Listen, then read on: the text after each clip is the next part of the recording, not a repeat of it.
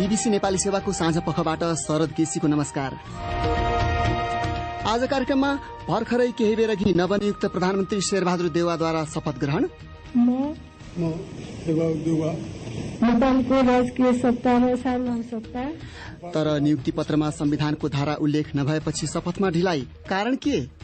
कुन धारा भनेको भन्ने प्रश्न सोधिरहँदा तपाईँलाई थाहा छ, उत्तर दिइरहँदै गर्दा मलाई पनि थाहा छ। तर सात समुद्र पारी कसैले हेर्यो भने नेपालमा संविधान छ होला, नेपालको संविधानमा केही धाराहरू होला, त्यो उल्लेख हुनुपर्ने भन्ने व्यवस्था होला भन्ने कुरो त स्वाभाविक हुन्छ नि। अदालतको फैसलाप्रति केपी शर्मा ओलीद्वारा चर्को असन्तुष्टि, प्रतिनिधि सभा पूरा अवधि जीवित रहनेमा आशंका प्रकट।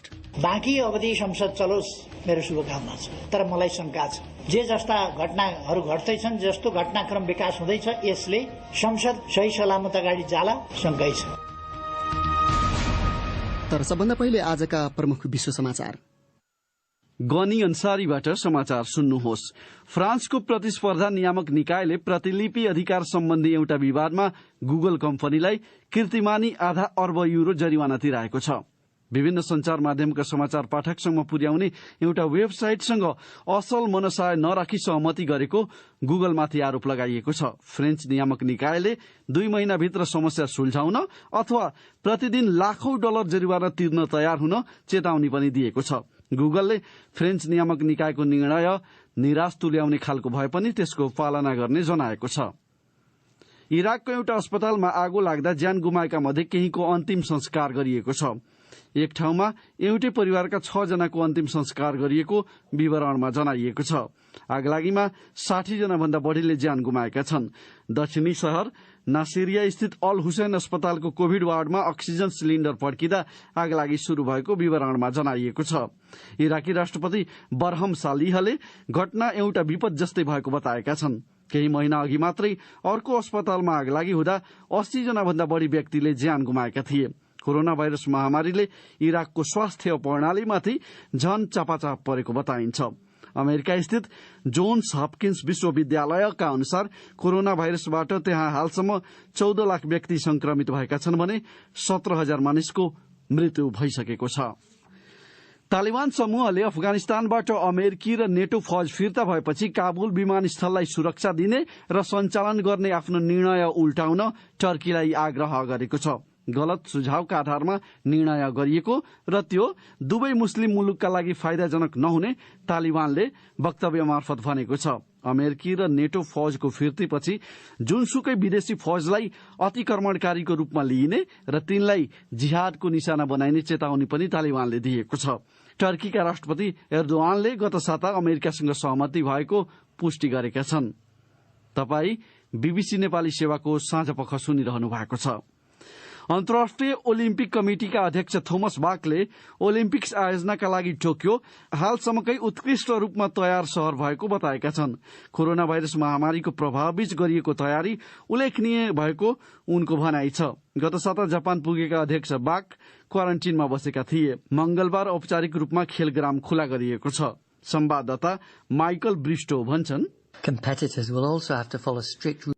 खेलग्राममा प्रतिस्पर्धीहरूले पनि कडा नियमको पालना गर्नुपर्नेछ। प्रतिस्पर्धामा सहभागी हुने खेलाड़ीहरूलाई 5 दिन पहिला मात्रै खेलग्राममा जान दिइनेछ र प्रतिस्पर्धा सकिएको 48 घण्टाभित्र त्यो ठाउँ छोड्नुपर्ने नियम लागू गरिएको छ। संवाददाता माइकल ब्रिस्टो, तारबार लगाइएको खेलग्रामबाट खेलाड़ीलाई बाहिर जान दिइने छैन।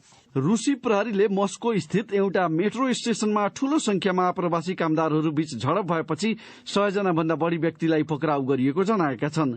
सोमबार रातिको घटनामा घाइते भएका 3 जनालाई अस्पताल पुर्याइएको प्रहरी स्रोतले जनाएको छ। गत अप्रिल महिनामा ताजिकिस्तान र किर्गिजस्तानको सीमा नाकामा पानीको प्रयोगलाई लिएर भएका झडपमा कम्तीमा 55 जना मारिएका थिए र खोजीमा मोटरसाइकलबाट 5 लाख किलोमिटर भन्दा बढ़ी यात्रा गरेका एक चिनिया पुरूषको 24 वर्षपछि आफ्ना छोरासँग पुनर्मिलन भएको छ। गुआओ गाङटाङका छोरा 2 वर्षको छँदा सान्डुङ प्रान्त स्थित आफ्नै घर अगाडि मानव तस्करहरूबाट अपहरणमा परेका थिए।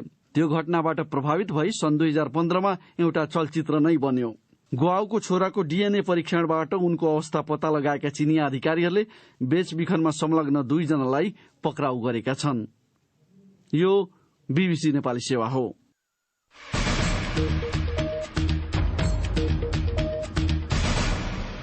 साँझ पखमा तपाईलाई स्वागत छ। नयाँ प्रधानमन्त्री नियुक्त भएका नेपाली कांग्रेसका सभापति शेरबहादुर देउवालाई केही बेर अघि राष्ट्रपति विद्यादेवी भण्डारीले पद तथा गोपनीयताको शपथ गराएकी छन्। सर्वोच्च अदालतको आदेश अनुसार उनी प्रधानमन्त्रीमा नियुक्त गरिएका हुन्। निवर्तमान प्रधानमन्त्री केपी शर्मा ओली अनुपस्थित शपथ ग्रहण कार्यक्रम राष्ट्रपति कार्यालयमा भएको थियो। नेपाली जनतामा निहित रहेको नेपालको संविधानप्रति पूर्ण वफादार रही प्रधानमन्त्री देउवाले आजै 4 जना मन्त्रीहरू पनि नियुक्त गरेका छन्। नवनियुक्त मन्त्रीहरूमा कांग्रेसबाट बालकृष्ण खाँड गृह र ज्ञानेन्द्र बहादुर कार्की कानून न्याय तथा संसदीय व्यवस्था अनि नेकपा माओवादी केन्द्रबाट जनार्दन शर्मा अर्थ र पम्फा भूषाल ऊर्जा जलस्रोत तथा सिंचाई मन्त्री बनाइएका छन्। शपथ ग्रहण कार्यक्रम पूर्व निर्धारित समयभन्दा ढिलो भएको थियो। प्रधानमन्त्री नियुक्त गरिएको राष्ट्रपति कार्यालयको पत्रको बेहोरालाई लिएर नवनियुक्त प्रधानमन्त्रीले असहमति जनाएपछि ढिलाइ भएको बताइएको छ। यसै सन्दर्भमा हामीले देउवाको दल नेपाली कांग्रेसका प्रवक्ता विश्वप्रकाश शर्मालाई त्यसको कारण सोधेका थियौं। अब सम्मानित सर्वोच्च अदालतले प्रतिनिधि पुनर्स्थापना गर्दै परमादेश पनि जारी गरिसकेपछि स्वाभाविक छ कि त्यसको जगमा उभिएर प्रधानमन्त्रीको नियुक्ति हुने शपथका अन्य प्रक्रियाहरू हुने भन्ने कुरो त त्योसँग गाँसिने स्वाभाविक विषय भयो। विवादै केमा थियो त भन्दा 76.5 को कार्यान्वयन किन गरिएन भन्ने सन्दर्भमा, किन अवरुद्ध बनाइयो भन्ने सन्दर्भमै मुद्दा थियो।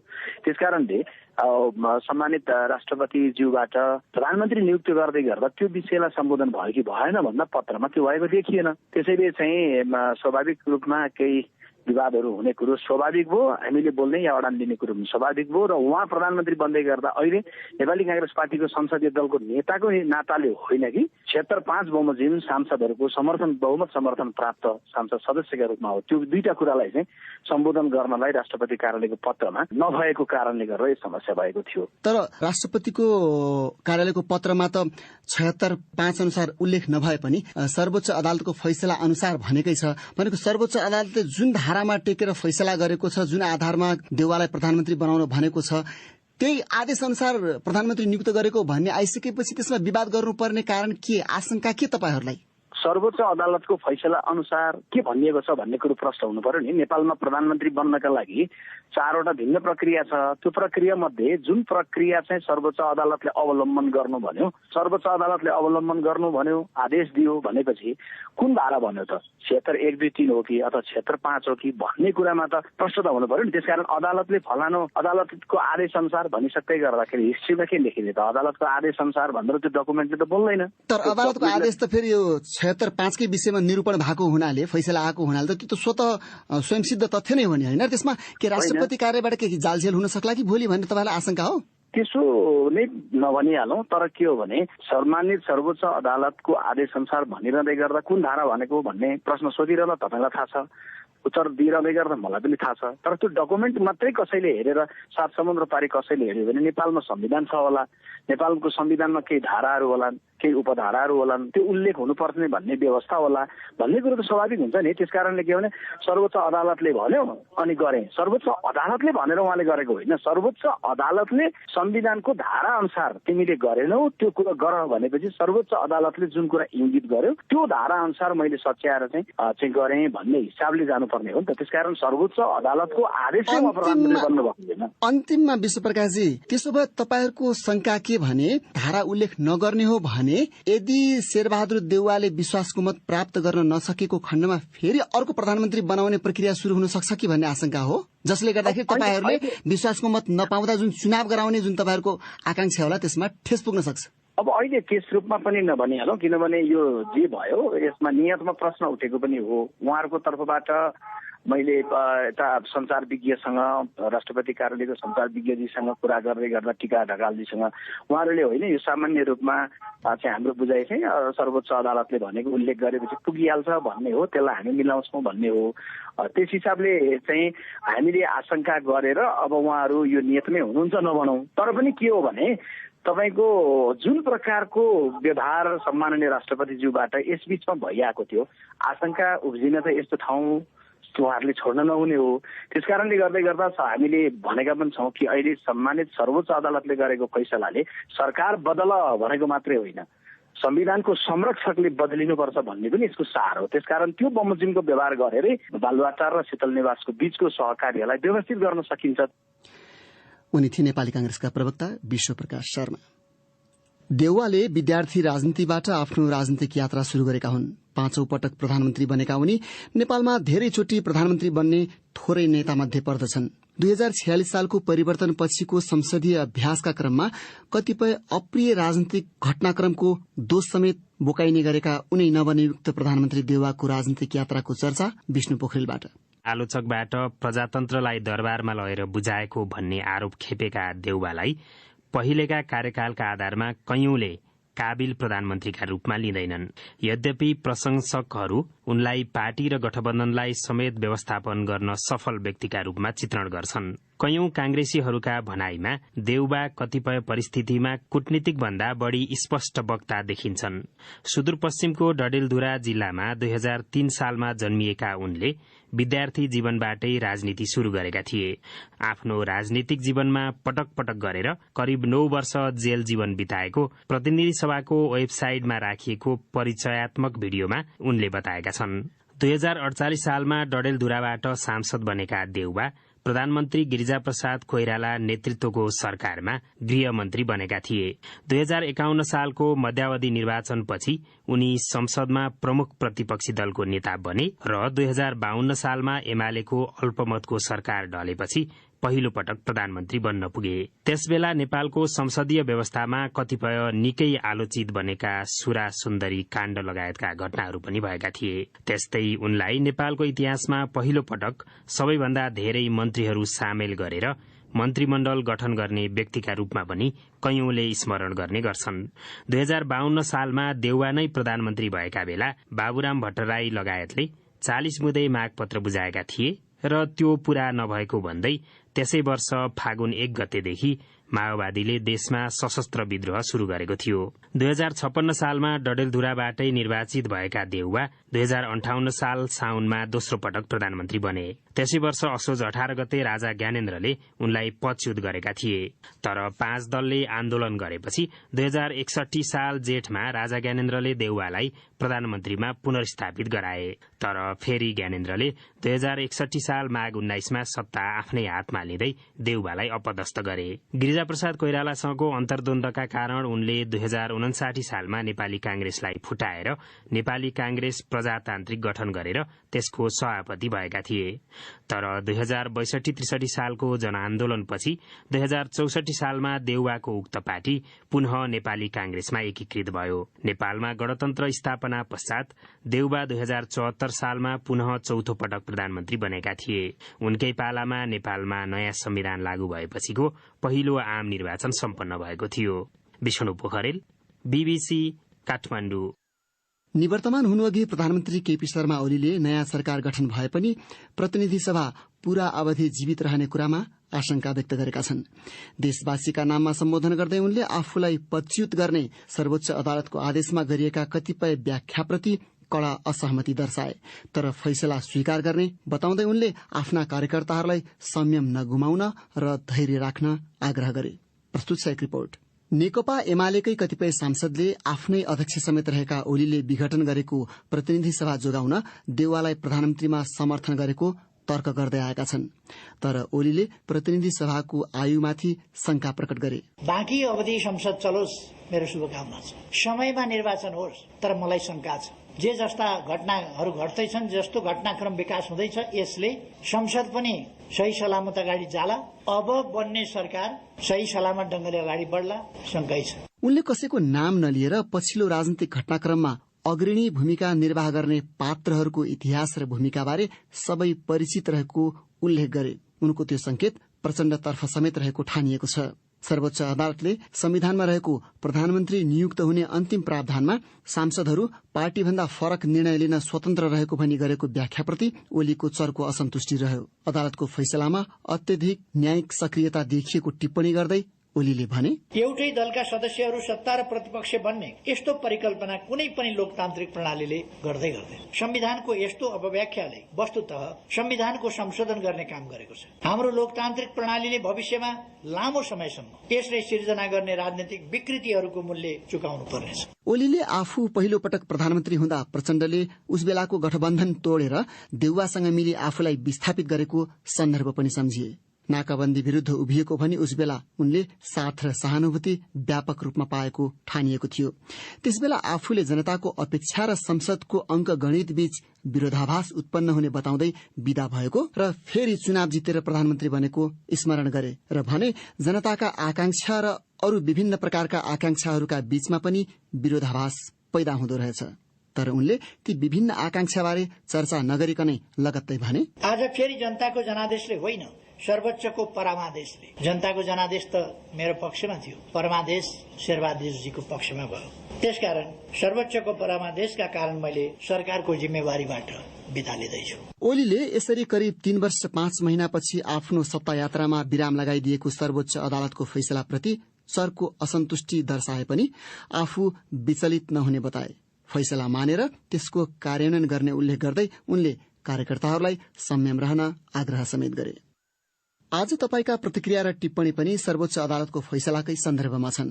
प्रस्तुत गर्दैछन् साथीहरू रमा पराजुली र सृजना श्रेष्ठ। सर्वोच्च अदालतले 6 महिनाभित्र दोस्रो पटक प्रतिनिधि सभा पुनर्स्थापना गरिदिएको छ। साथै नयाँ सरकार बन्ने बाटो पनि खुला भएको छ। त्यसबारे तपाईको धारणा के छ भनेर आज हामीले सामाजिक सञ्जाल फेसबुक र ट्विटरमा सोधेका थियौं। प्राप्त जवाफमध्ये केहीलाई हामीले यहाँ समेटेका छौं। ट्विटरमा महेश कठायत लेख्छन्, स्थायित्व, विकास र समृद्धिको सपना बाँडेर सुविधाजनक जनमत प्राप्त गरेको शक्तिशाली सरकार बहुमतबाट अल्पमत हुँदै सड़कमा पुगेको अवस्थामा गठबन्धन सरकारको त झन के आश गर्नु। तर जस्तोसुकै बलियो सरकार पनि प्रतिपक्षीको कारणले भन्दा आफ्नै काम कारवाही र व्यवहारले ढल्छ भन्ने गतिलो सन्देश दिएको छ। बलराम जोशीको तर्क छ, विधि, पद्धति, प्रक्रिया, प्रणाली, परिस्थिति, परिवेश र परिवर्तनलाई आत्मसात गरी कानूनी राज्यको अवधारणालाई आत्मसात गरेको संविधानलाई आफू अनुकूल उपयोग गर्ने शासकको चाहनामै सीमित राख्नु न्यायालयबाट प्राप्त उपलब्धि हो। सत्ता, शक्ति र शासनभन्दा जनभावना ठूलो रहेछ भन्ने शासकले बुझुन्। अशोक दास नेपाली लेख्छन्, सर्वोच्च अदालतको यो कार्य प्रशंसनीय र विधिसंगत छ। संविधानको स्पष्ट व्याख्या गरेको छ। मैले जे गरे नि हुन्छ, म नै राज्य हुँ भन्ने र आफ्नै किसिमले संविधानको व्याख्या गर्ने प्रविधिको अन्त्य भएको छ। सर्वोच्च अदालतको गरिमा बढ़ेको छ, तर देशले राजनीतिक निकास भने अझै पाउन सकेको छैन। जेबी बमको तर्क छ, तत्कालीन प्रधानमन्त्री केपी शर्मा ओलीको कदमलाई सर्वोच्च अदालतले संसद विघटन बदर गरेर न्याय जोगाएको छ। तर कुनै अमुक व्यक्तिलाई प्रधानमन्त्री बनाउन परमादेश दिने निर्णय गलत नजिर बनेको छ। भोलि फेरि यस्तो दिन आउँदैन भन्ने ग्यारेन्टी के छ? निर्दलीय वा दलीय व्यवस्था कुन हो ठम्म्याउन गाह्रो भयो। हाम्रो फेसबुक पेजमा खुमा केसीको संक्षिप्त प्रतिक्रिया छ, बेल पाकेर के गर्नु, कागलाई हर्ष न विस्मात। भीमलाल वाइबा तामाङले लेखेका छन्, मुख्य कुरा व्यवस्थाको हो, शासन प्रणालीको हो। संसदीय व्यवस्थामा एक शासक बाहिरिनु र अर्को शासक आउनुले देश र जनताको जीवन र प्रगतिमा खासै परिवर्तन आउनेवाला छैन। इन्द्र कुमार श्रेष्ठको धारणा छ, नेपालमा दलीय व्यवस्थाको मर्म बुझ्ने राजनीतिक संस्कार बस्न सकेन। सानातिना कुरामा मुद्दा हाल्ने झगडिया प्रवृत्ति भित्र्याए। आफू कहाँ आएको मुद्दालाई न्यायालयले पनि के गरोस् त, यथाशक्य न्यायिक निरूपण गर्नु पर्यो। आखिर त्यही भयो। ठाकुर सिंह गुरूङले लेखेका छन्, अदालतले राजनीतिमा हात हाल्नु ठिक हो या बेठिक हो त्यो त भोलिका दिनमा देखिएला। तर सर्वोच्च अदालतले जसरी तोकेर आदेश दियो यो आजको परिस्थितिमा ठिकै गर्यो र यो परिस्थिति ल्याउने काम पनि यिनै राजनीतिक दलले नै गरेका हुन्। अब हामीले अदालतलाई गाली गरेर वा चिच्याएर काम छैन। जसरी राजनीतिक दलहरूले संविधानमाथि खेलवाड गरे र संविधानमाथि पटक पटक प्रहार भयो त्यसको उपज हो। हिजोका दिनमा जसरी राजनीतिक दलले गल्ती गर्दै आयो त्यो अब नहोस् र संविधानको सही पालना होस् भनेर अदालतले निर्णय दिएको देखिन्छ। तसर्थ हामीले पात्र भन्दा पनि प्रवृत्तिको चाहिँ परिवर्तन गर्नु आवश्यक देखिन्छ। तपाई बीबीसी नेपाली सेवाको साँझ पख सुनिरहनु भएको छ। नेपालका बाँकी प्रसंग प्रस्तुत गर्नु अघि एउटा अन्तर्राष्ट्रिय विषय। भर्खरै प्राप्त समाचार अनुसार इराकको नासिरिया शहर स्थित एउटा अस्पतालको कोभिड वार्डमा आगलागी हुँदा ज्यान गुमाउनेहरूको संख्या 90 पुगेको छ। इराकी संचार माध्यमहरूका अनुसार दर्जनौंको संख्यामा मानिसहरू घाइते भएका छन्। आगलागीको घटनापछि इराकी प्रधानमन्त्री मुस्तफा अल काजिमीले अस्पतालका प्रमुखलाई गिरफ्तार गर्न आदेश दिएका छन्।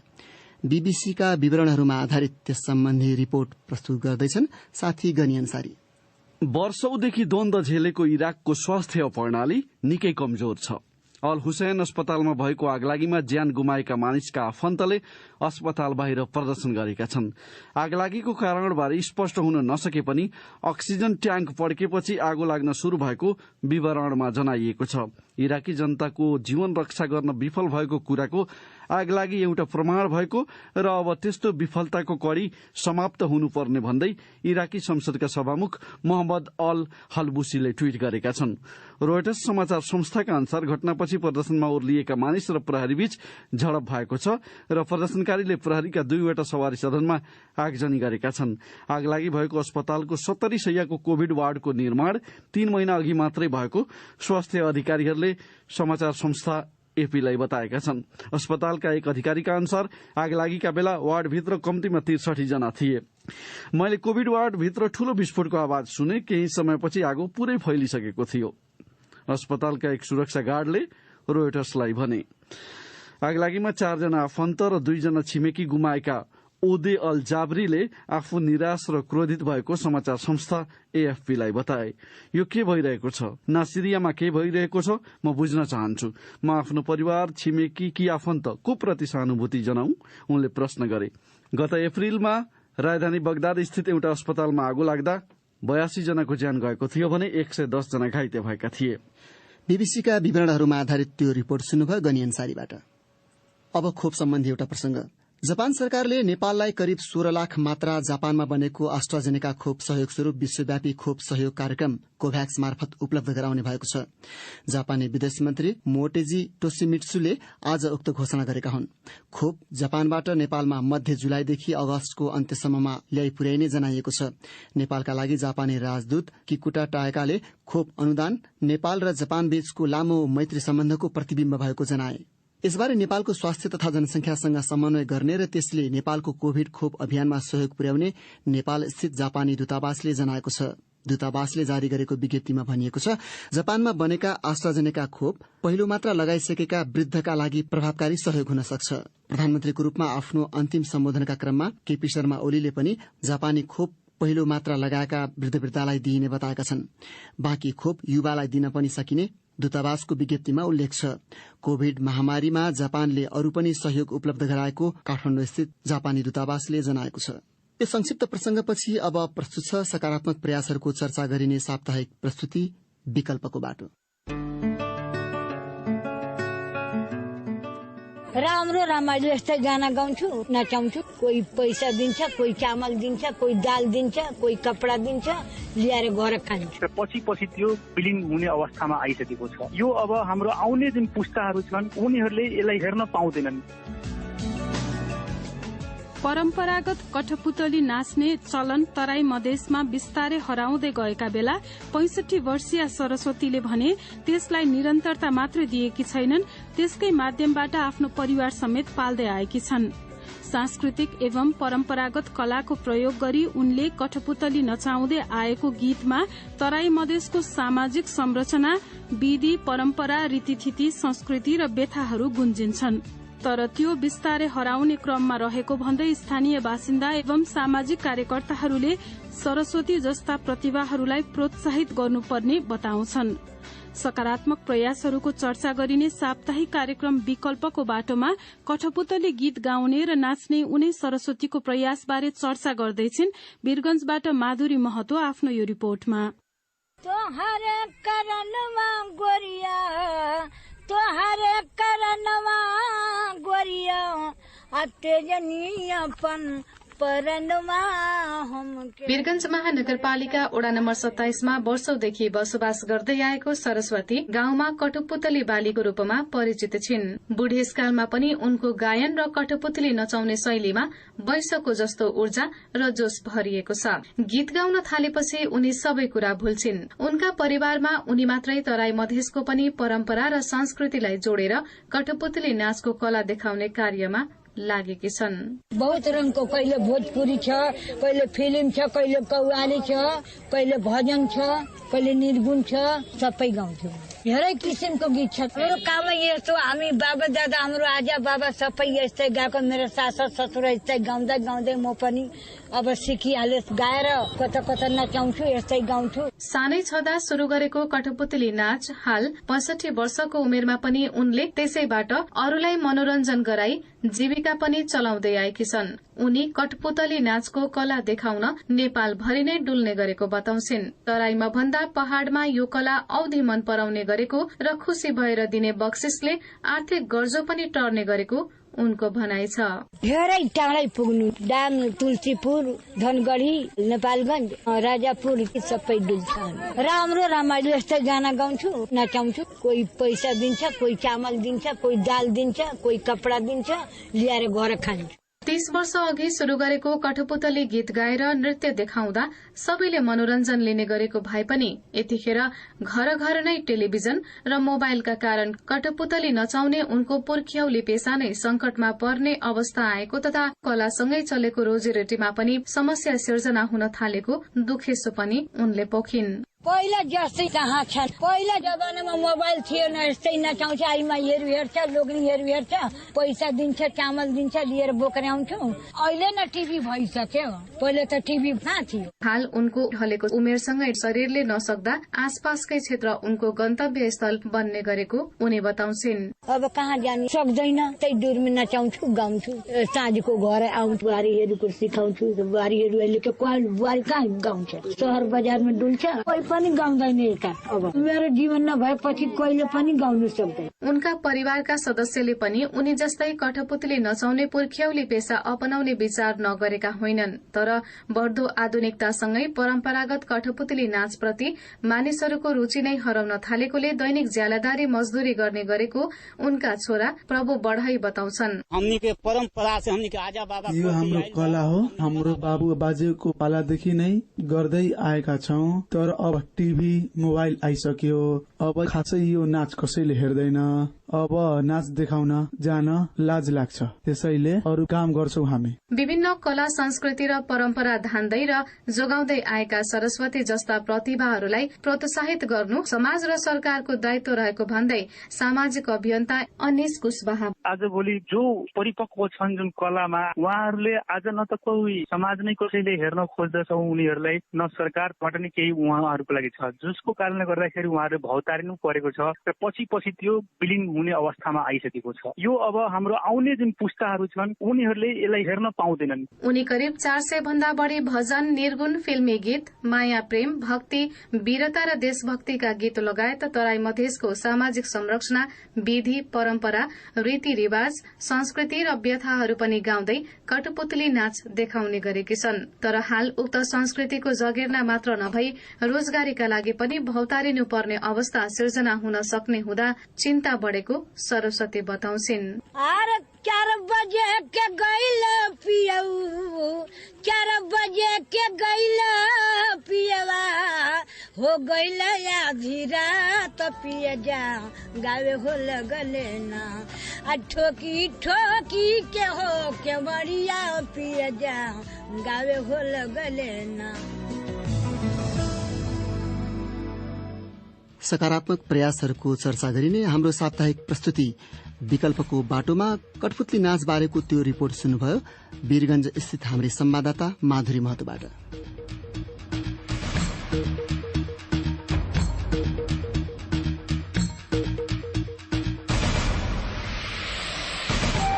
हवस् त यसका साथै बीबीसी नेपाली सेवाको साँझ पख यही सकिन्छ। अब हामी भोलि बिहान 7:15 बजे बिहानी पख लिएर आउनेछौं। त्यस बेलासम्मका लागि हामी सबैलाई बिदा दिनुहोस्। नमस्कार।